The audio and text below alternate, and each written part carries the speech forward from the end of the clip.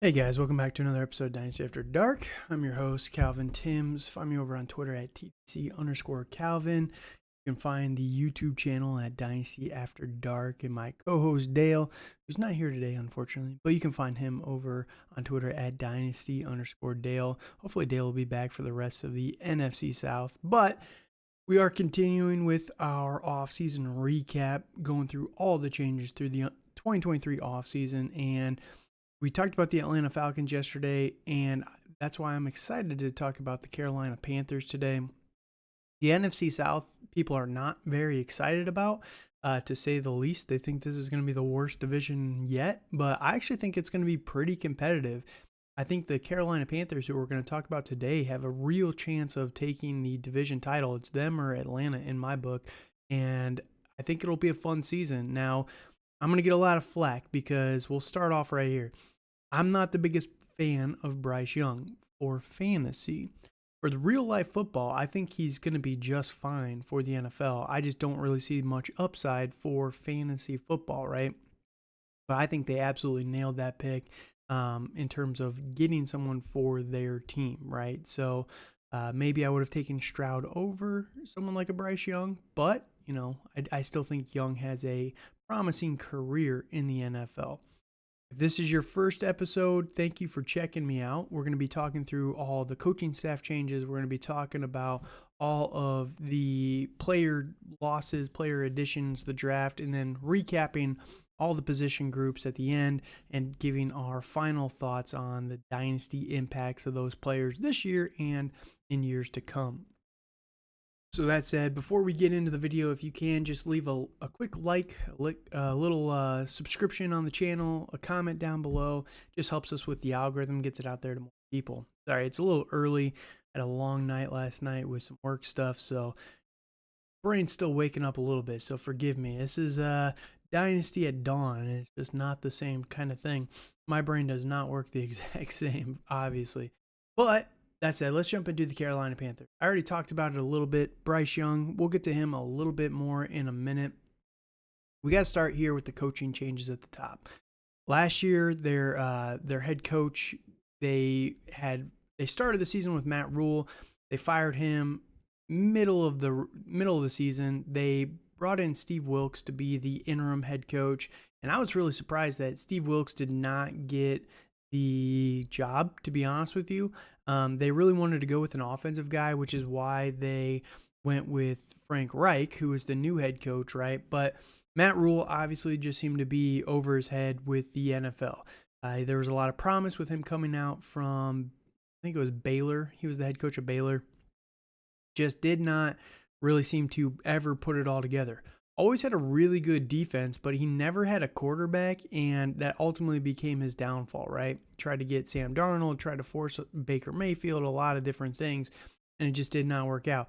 He had the chance to go and get someone like a Justin Fields, which maybe would have saved his career. It's hard to say now, but they brought him in to be more of a culture guy, and it just did not work, right? So they fire him, go to Steve Wilks. Steve Wilks goes 6-6 with a, considered one of the most mediocre offenses in the NFL last year.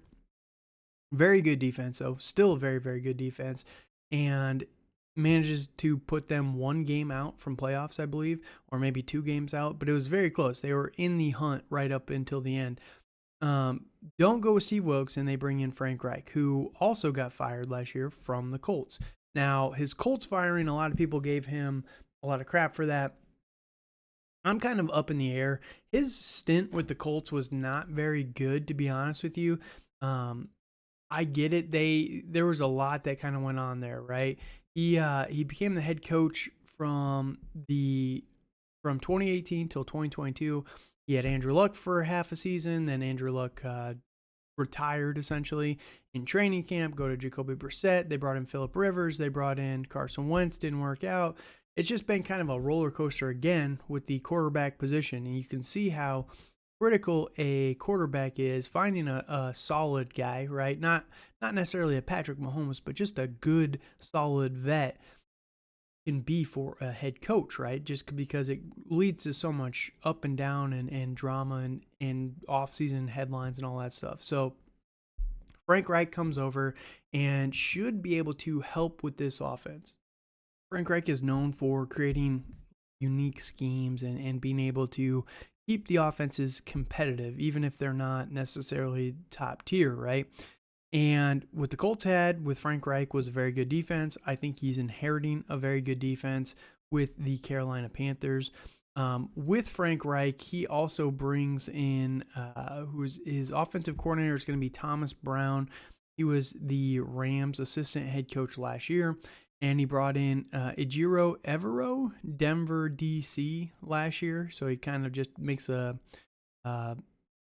lateral move from Denver over to Carolina, but with Sean Payton coming into Denver, it makes sense that he cleared house and brought in his own guys. So luckily, Evero was able to get a job here with the Panthers. And I will say I'm encouraged by this because Denver did have a very good defense still last year, and yet they weren't able to get it done on the offensive side, obviously, right, with all the rust stuff. But I think that the Carolina Panthers defense is going to be absolutely disgusting this upcoming offseason. So that said, I like this coaching change. I really do. I do think that Steve Wilkes got the short end of the stick a little bit there, but if you're trying to rebuild the offensive side because the defense has been terrible, or the defense has been really, really good, the offense has been terrible, it does make sense to kind of go with an offensive-minded head coach. So I don't really fault the Panthers too much for that, but, you know, you do wish that Wilkes would have gotten a job somewhere. I think he did a great job last year. All right, now some of the free agents, we'll talk about these guys because I think it's a little bit more pivotal before we jump into the draft and the trade for Bryce Young, right? They lose a few guys, not anybody major. Pat Elflein, center, he goes to Arizona. He's an okay player. He's not a top-tier offensive lineman. It does scare me a little bit because this offensive line was already a little thin, though. So if you don't replace it, then it can be a little risky. They also lose their starting quarterback, Sam Darnold. Not really a opinion. Sam Darnold just has not been able. I had hope in Sam Darnold at one point in time, but it just never materialized, and I just don't think it's ever going to happen for him, even with Kyle Shanahan. They lost Deonta Foreman. They lost Phillip Walker, but for the most part, they really didn't lose too many notable players, right? For the most part, it was just a bunch of depth guys. I think Matt Ioannidis is probably the biggest name that they lost on the defensive side of the ball. Corey Littleton, I guess, as well. Those two names, but other than that, not a lot of losses, which is good, and another reason why I think that these guys are going to be in competition for the NFC South title. The guys that they brought in, though, this is where they really revamped some of the skill players a little bit. You know, Adam Thielen, not what he once was, but I do think that he can be a reliable number 2/3 for this offense. They brought in DJ Chark. We'll talk about who they drafted here in just a minute, but they also still have what's his name? I'm gonna forget this. The guy that never can be forgotten, Harris Marshall Jr. He has not been able to get it done for a couple years now, but people still have hope, obviously, right? Bringing Miles Sanders to fill up the running back position. And I think a lot of people forget that Frank Reich was actually there the year that Miles Sanders was a rookie and was very good with him, right? So I do think that there's a lot of potential there that these two can reconnect and bring forward that eliteness that we saw from Miles Sanders in his rookie year. I mean, if you look at Miles Sanders' rookie season, he had so many pass attempts and pass catches, or not attempts, I guess, but targets, right? Compared to the rest of his career, it was crazy. Rookie year, 63 targets. Next year, 2020, 52, and then 34 and 26. They just never really targeted him again. But I think that Miles Sanders has a lot of potential with this team. They bring in a couple other guys. Cam Irving, they re-signed him to a 1-year deal. Eric Rowe, they brought him in on a 1-year deal. A lot of 1-year deals here, and I think that trying to interpret this, I think that they're actually trying to make a not this year, and maybe not even next year, but in 2 years' time, they are trying to just be an absolute powerhouse. They brought in Bradley Bozeman, or re-signed Bradley Bozeman, their center. I think this is why they were okay letting Pat Elflein walk away. But, a lot of 1-year or 2-year contracts, and for not a lot of money, right? What that says to me is they're trying to, fix the salary cap now. Next year, build it up. And then in 2025, they're going to really try and hit free agency and make a serious playoff push.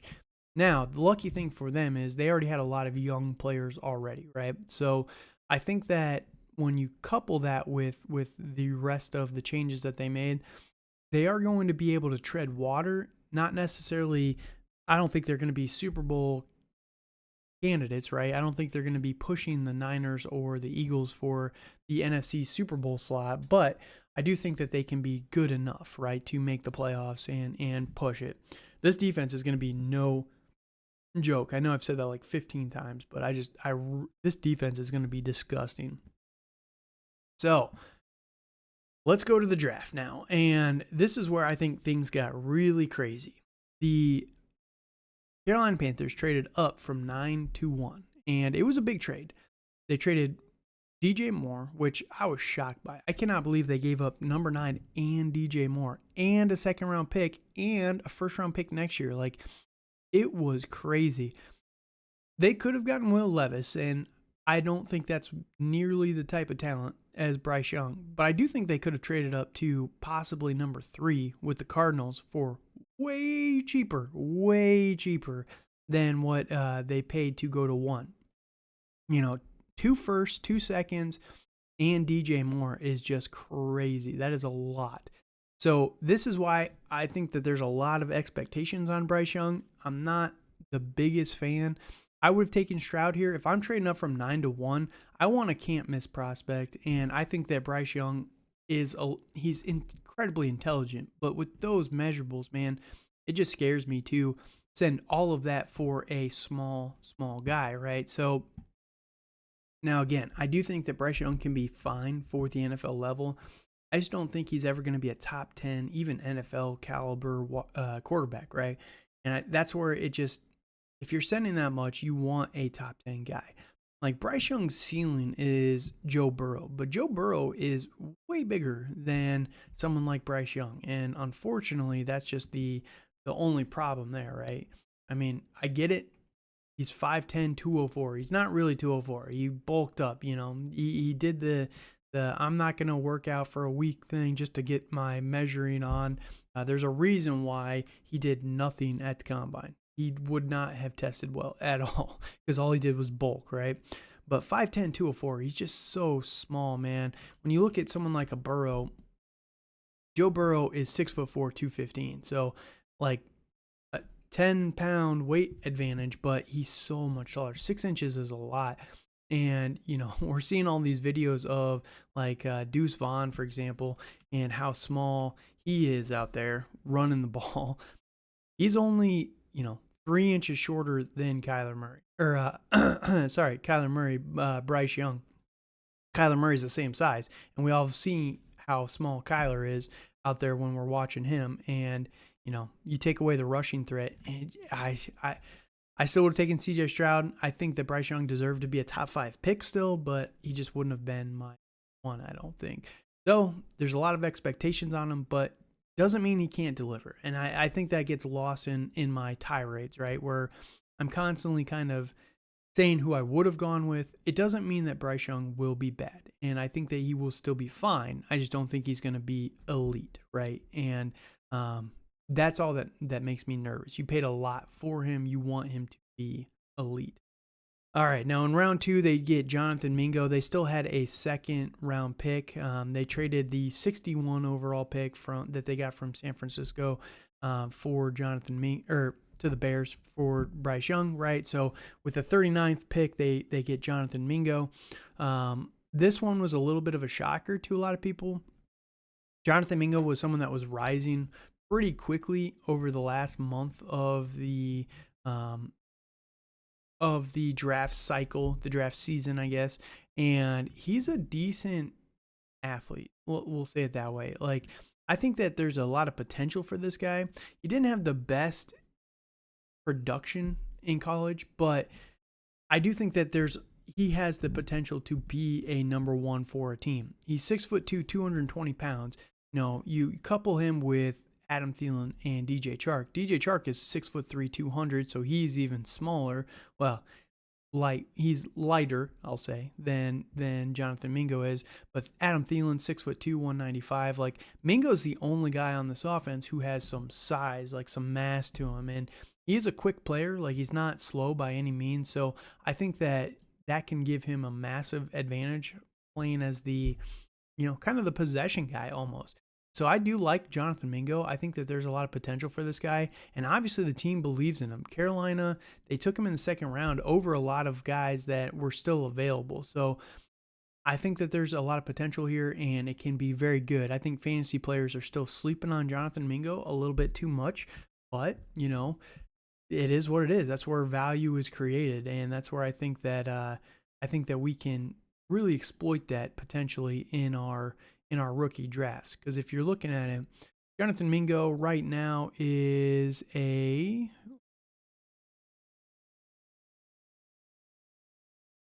is the,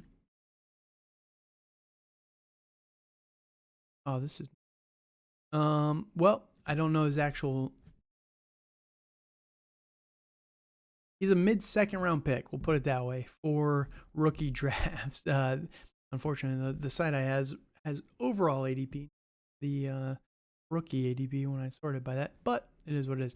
So Jonathan Mingo, I think, has a lot of potential there and is being slept on a little bit. In the third round, they take DJ Johnson, linebacker from Oregon. Round 4, they take Chandler Zavada, guard out of North Carolina State.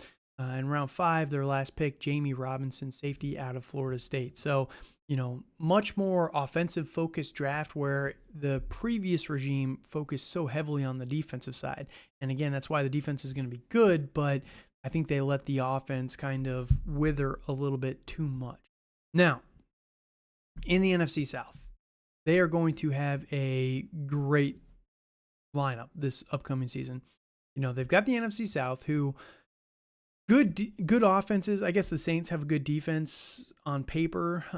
They're all old though for the Saints, so I'm not holding my breath there. They get the Vikings, they get the Seahawks, Detroit, they get the Dolphins, Texans, Colts, Bears. Like, they're getting some soft defenses early on in the season. So I do think that they are going to be able to rack up quite a few wins. And again, if Bryce Young is decent, just decent, this team is going to the playoffs. Like, that's the best news about this whole thing, right? Even if Bryce Young isn't an elite guy, I think the rest of the team is going to be good enough to make it to the playoffs and win enough games, which is encouraging for sure.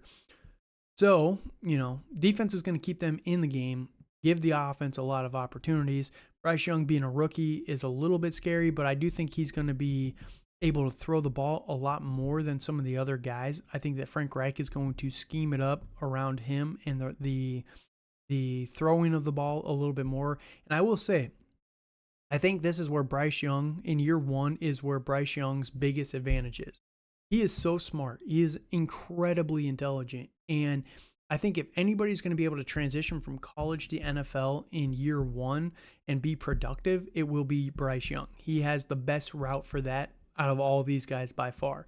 I think CJ Stroud has all the physical tools and the ability to be an elite guy, but I do think it's going to take a little bit of time. Same with Anthony Richardson and Will Levis. All these guys have physical tools, and that's why I'd probably take them over someone like a Bryce Young, because I don't think the Panthers are in a rush, but Bryce Young has the mental edge over all these guys, and that's where his biggest advantage comes in. Now, the offensive line should be okay. I think that they've made a few improvements over the last couple of years. It's not as bad as it once was. I don't think it's going to be a top tier offensive line, but it should be middle of the pack. Iggy Ekwonu that they took last year, I think that he's only going to be getting better. As a rookie left tackle, he got kind of blasted a few times last season, but really picked it up towards the back half. Cam Irving, they have a perfectly fine duo at tackle. They re-signed Bradley Bozeman, who's been very, very good. And then they've got quite a few guards. And I'm guessing some of those guards are probably going to be swing tackles as well in case of injury and everything. But I do think that this offensive line is going to be top 15, but probably in 15 to 10 range, which is going to be just fine for this group. Now, it gets scary that if Bryce Young takes too many hits, but again, size thing, I won't harp on it anymore. Bryce Young is the quarterback here, and for Dynasty, I think that Bryce Young is being a little overvalued for Dynasty. He's the quarterback 14, ahead of someone like CJ Stroud. Again, in year one, I can see that. In a redraft league, I can see him finishing higher than CJ Stroud. I don't think he should be 14. There's too many guys that are going behind him that I think is a little bit crazy, right? I think that, at 14, he's got Daniel Jones behind him, Jared Goff, Geno Smith, Kirk Cousins. All these guys are behind him in Dynasty rankings. And I would take all of these guys before Bryce Young. Russell Wilson is another guy as well. Derek Carr. I'm not even a big Derek Carr fan, but he should probably be going ahead of Bryce Young, in my opinion. So I do think that he's being a little bit overvalued, but it is what it is. Luckily, you're getting him with rookie picks, but if you're trading for Bryce Young straight up, it scares me a little bit there. Now, running back wise, Miles Sanders and Chuba Hubbard are the number 1 and number 2 for this team. They still have Raheem Blackshear, but he's not really somebody that I'm looking to try and go and acquire. You look at Miles Sanders, though, and this is where it gets kind of interesting. He is currently he's so far down the list, it's crazy. He is the RB22 right now. And, we talked about it a little bit already, but if Miles Sanders can get 60 targets, 60 with 250 rushing attempts, which I think is totally reasonable in this offense, I think that Miles Sanders is going to be Bryce Young's best friend to dump it off short at the line of scrimmage. And Frank Reich has schemed open his running backs to be utilized that way in the past. I don't think Chuba Hubbard is a massive receiving threat like Miles Sanders is.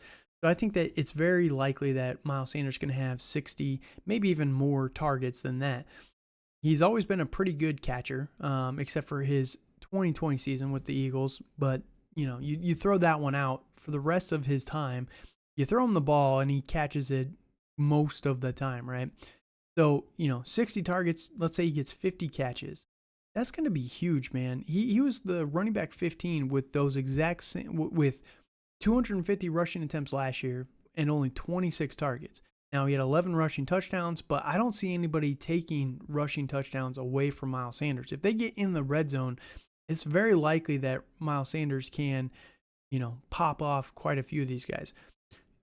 You have someone in Bryce Young who is not a mobile guy. He's not really a threat on the ground. You don't even want to get him out there to expose him to those hits, right? So I think that works in Miles Sanders' benefit, that Bryce Young is a little bit smaller. They're going to utilize and lean on Miles Sanders in the red zone a little bit more. It's either going to be a passing touchdown or a Miles Sanders touchdown. It's basically how I look at it right now.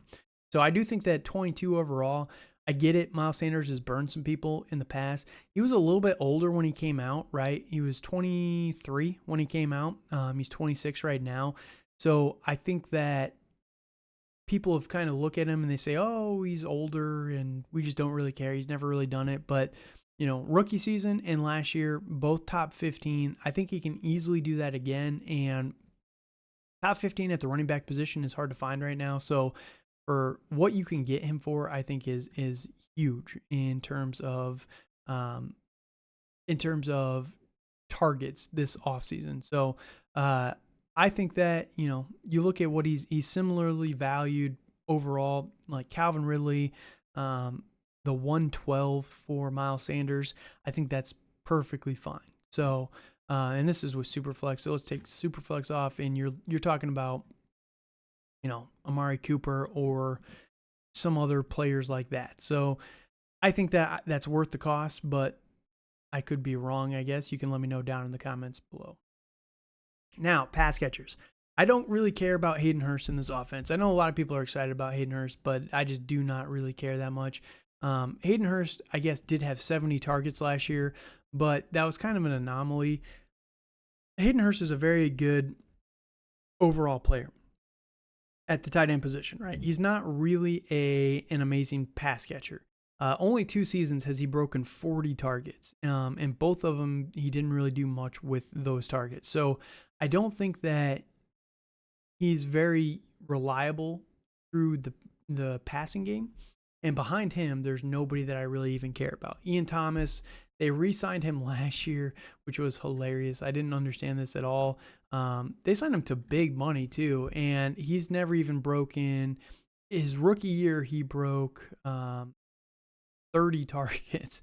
But other than that, it has not happened since. So I don't really know why they paid him so much money, but I guess they reworked the deal a little bit this offseason. But yeah, I don't want either one of these guys for my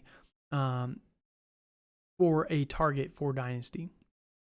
Everyone's going to point to Frank Reich's history with the tight end position and say, well, Hayden Hurst is going to be a screaming buy. But again, I don't think he's a good enough weapon that they care about. Now, the one guy, if you are going to talk about a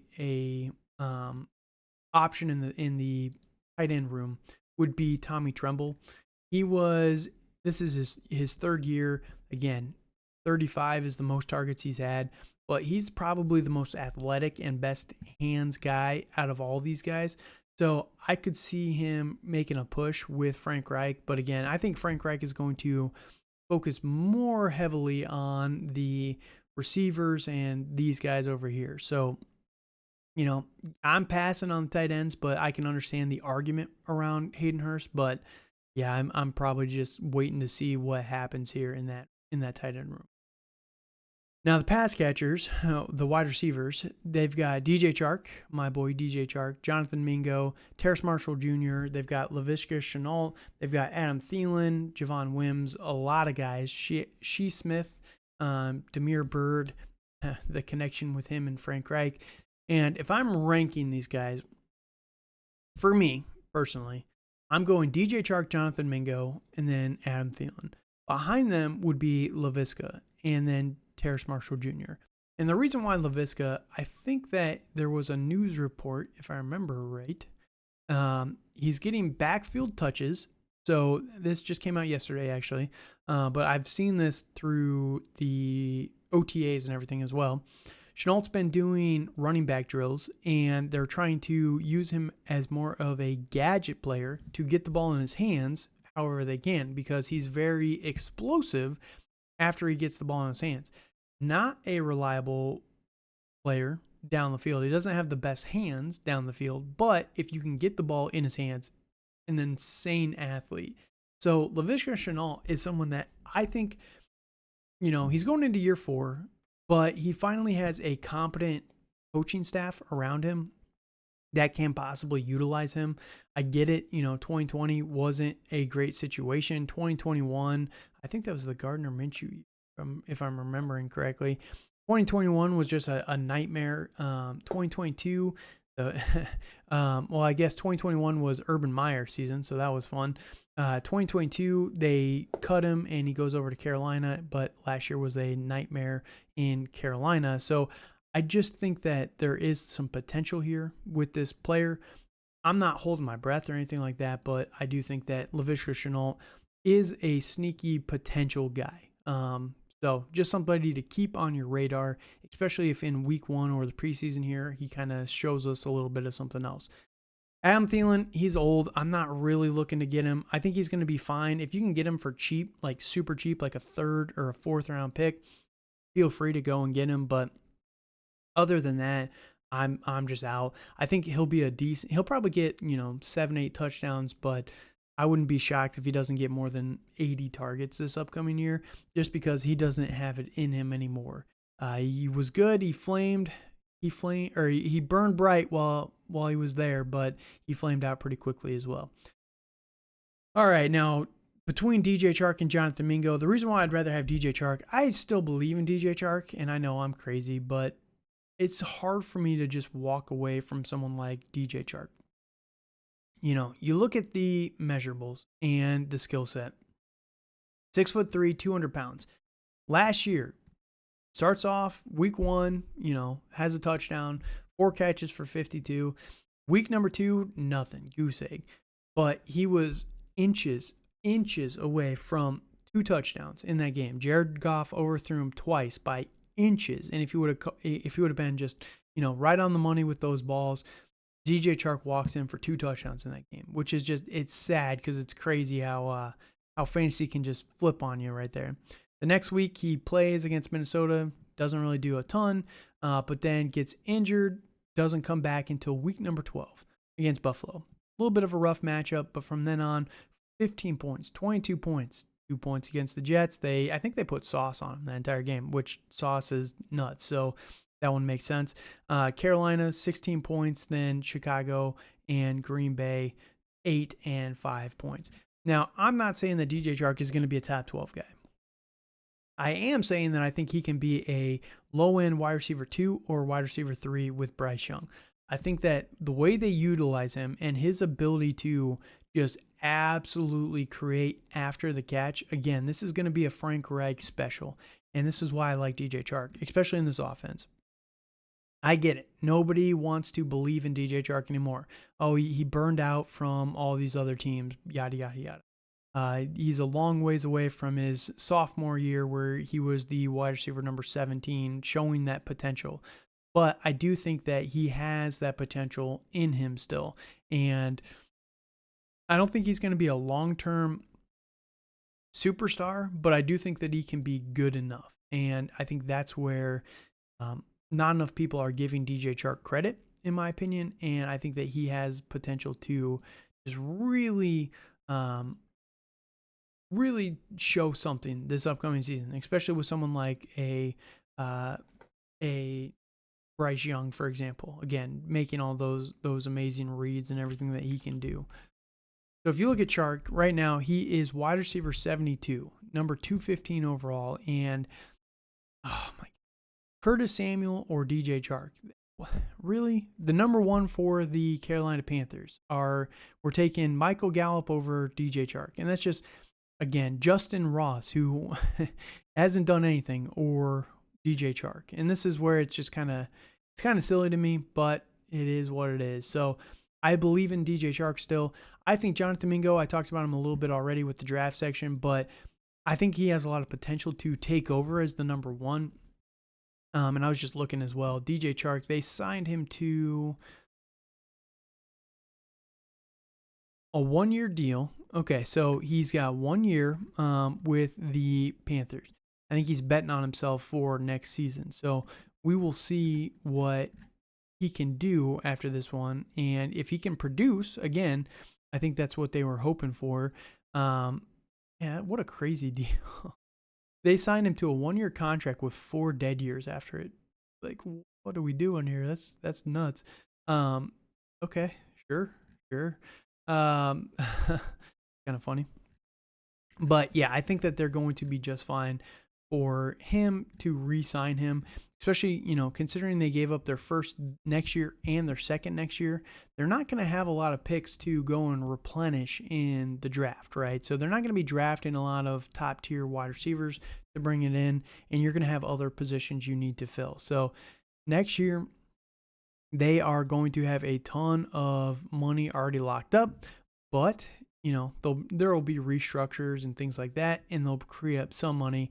And in 2025, again, I think that's when they're really looking to compete. They have a lot of free agent or a lot of money coming off the books in that season. So, yeah, I do like the Carolina Panthers, man. I really, really do. I think their defense is going to keep them in the game, and they're going to be very competitive for the NFC South title.